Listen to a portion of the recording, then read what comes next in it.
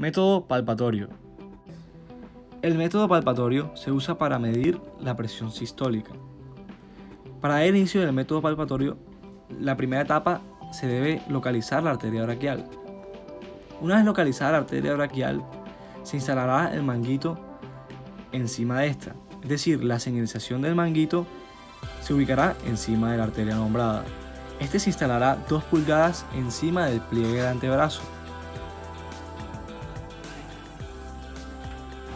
Se instalará el medidor de presión del tensiómetro en un lugar visible.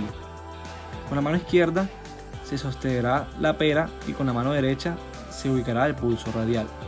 Luego se comenzará a insuflar hasta llegar a una presión de 70 milímetros de mercurio. Una vez llegada se aumentará cada 2 segundos 10 milímetros de mercurio hasta que el pulso desaparezca.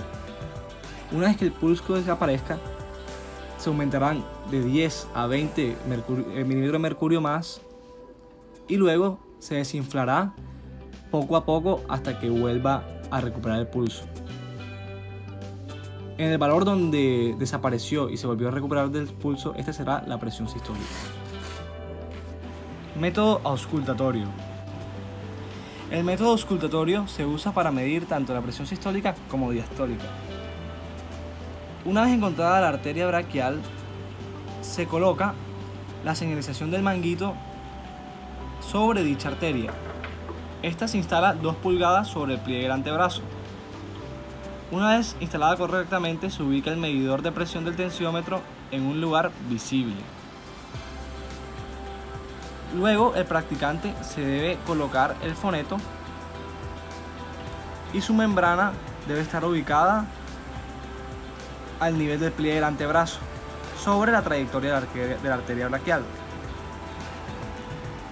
Luego se debe insuflar rápidamente hasta que la presión sea de 20 a 30 milímetros de mercurio por encima de la presión arterial sistólica, que va a estar determinada por el método palpatorio.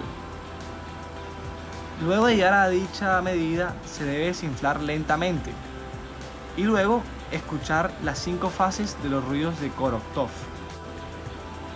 Una vez escuchados las 5 etapas de los ruidos de Korotkov, se debe desinflar completamente el manguito hasta que el medidor de presión indique 0 milímetros de mercurio.